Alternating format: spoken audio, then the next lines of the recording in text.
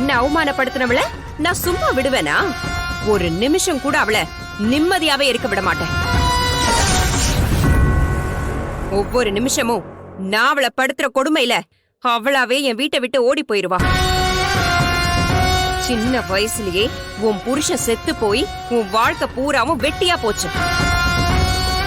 உன் பொண்ணும் சின்ன வயசுலயே புருஷனை பிரிஞ்சு வாழா வெட்டியா உன் கூடவே இருக்கணுமான்னு யோசிச்சுக்க. உன் பொண்ணு எனக்கு மருமகளா வர்றது எனக்கு ஆரம்பத்துல இருந்தே பிடிக்கல.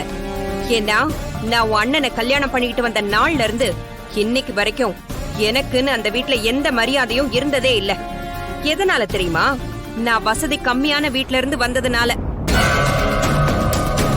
இப்ப வரைக்கும் எந்த முடிவு எடுக்கிறதா இருந்தாலும் என்ன ஒரு வார்த்தை கூட யாரும் கேட்க மாட்டாங்க. ஏன் என்ன அந்த வீட்ல ஒரு மனுஷியா கூட மதிக்க மாட்டாங்க. அதனால எனக்கு வரப்போற மருமகளாவது என் புள்ளைக்கு தகுந்த மாதிரி நல்ல வசதியான குடும்பத்துல இருந்து வரணும்னு நான் ஆசைப்படுறேன். அப்பதான் எனக்கு அந்த வீட்ல கிடைக்காத மரியாதை எல்லாம் ஏன் மருமகளுக்காவது கிடைக்கணும்னு நான் நினைச்சேன். எனக்கு நடந்த எந்த அவமானமும் என் புள்ளைக்கோ என் புள்ளைய கட்டிக்க போறவளுக்கோ வரக்கூடாதுன்னு நான் நினைக்கிறேன். அதனால என் புள்ளைக்கு பணக்கார குடும்பத்துல இருந்துதான் சம்பந்தம் பண்ணணும்னு நான் ஆசைப்படுறேன். அண்ணி, ஒண்ணும் இல்லாதவங்க வீட்டுல சம்பந்தம் பண்ண எனக்கு துளி கூட விருப்பம் இல்ல. இதையும் மீறி நீ எனக்கு சம்பந்தி ஆகணும்னு ஆசைப்பட்டேன்னா அப்புறம் நான் சொன்னதுதான் உன் பொண்ணுக்கு நடக்கும். கண்டிப்பா உன் பொண்ணு வாழா வெட்டியா வந்து நிப்பா.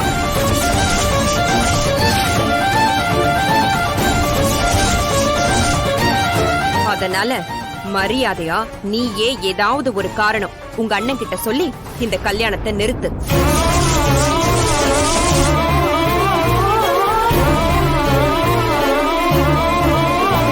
அதுதான் உன் பொண்ணோட வாழ்க்கைக்கு நல்லது. அதுக்கப்புறம் உன் இஷ்டம்.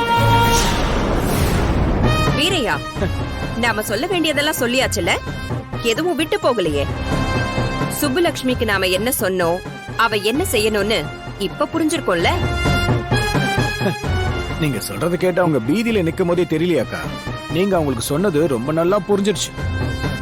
அவங்க என்ன செய்யணும்னு அவங்களுக்கு நல்லா தெரியும்க்கா. அப்ப வந்த வேலை முடிஞ்சிருச்சு, நாம போலாமா? போலாம்க்கா. ஆனா போறதுக்கு முன்னாடி நான் அவங்க கிட்ட ஒரு விஷயம் சொல்லணும்க்கா. எங்க அக்காவை பத்தி உங்களுக்கு நல்லாவே தெரியும்.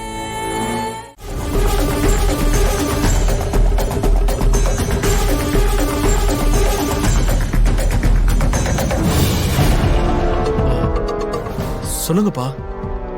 என்னாச்சு? என்ன பண்ணிட்டு இருக்கீங்க? அப்பா, அது வந்துப்பா, ஏற்கனவே அவரை விட்டு எங்கேயும் போக கூடாதுன்னு சொல்லிருக்காரு. இப்ப இந்த விஷயம் தெரிஞ்சா எங்கேயுமே விட மாட்டாரு.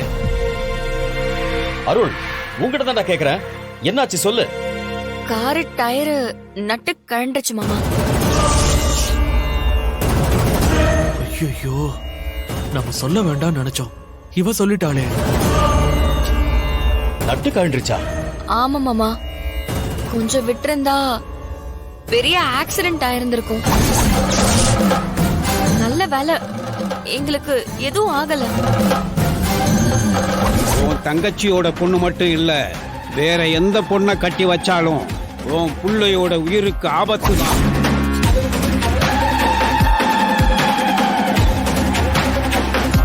உன்னை இப்படி வெளியில வரக்கூடாது, கல்யாணத்துக்கு முன்னாடி நீங்க ரெண்டு பேரும் ஒன்னா சுத்தக்கூடாதுன்னு சொல்லியிருக்கேனா இல்லையா? நான் அவ்வளவு சொல்லியும் ஏன் இப்படி பண்றீங்க? ரெண்டு பேரும் படிச்சிருக்கீங்கல்ல, சொன்னா புரிஞ்சுக்க மாட்டீங்களா? இன்னொரு வாட்டி ரெண்டு பேரும் இந்த மாதிரி வெளியில எங்கேயும் சேர்ந்து போகாதீங்க சொல்லிட்டேன்.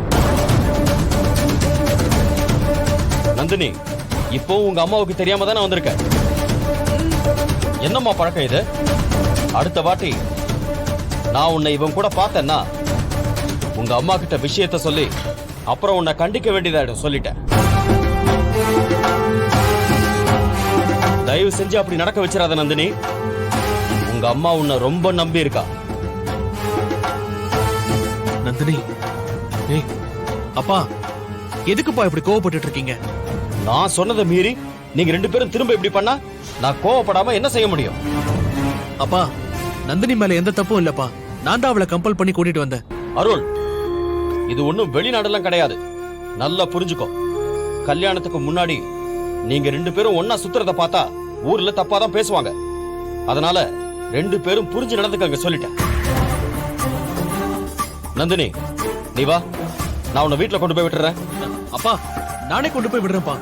இப்பதான் நான் உங்ககிட்ட சொன்னேன் 2 பேரும் ஒன்னா எங்கேயும் போகாதீங்கன்னு. திரும்ப நீ கொண்டு போய் விடுறேன்னு சொல்லிட்டு இருக்க. நந்தினி வா. அப்பா நந்தினி வான்னு சொன்ன. நந்தினி அப்பா. அப்பா ஏன்டா அப்படி இருக்காரோ தெரியலையே. ச்சே, நம்மளால நந்தினி வேற இப்ப திரும்ப திட்டு வாங்கிட்டாளே. இன்னும் கோவமா இருப்பாளே. இப்பதான் சமாதானப்படுத்தி அப்படி இப்படின்னு வந்திருக்கோம். இப்ப என்ன பண்றது? நிச்சயத்துக்கு கண்டிப்பா குடும்பத்தோட வந்துடணும். அண்ணே, இது நம்ம வீட்டு விசேஷம்ண்ணே. இதுக்கு எப்படி நாங்க வராம இருப்போம்? சுப்புலட்சுமி கூப்பிடுறா. எடுத்து என்னன்னு கேளுங்க. ஏதாவது முக்கியமான விஷயமா இருக்க போகுது. சொல்லு சுப்பு. அண்ணே, எங்கண்ணே இருக்கீங்க?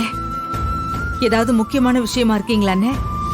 பத்திரிக்கை வைக்கிறதுக்காக நம்ம சுப்பிரமணிய வீட்டுக்கு வந்திருக்கேன். என்ன விஷயம் சொல்லு.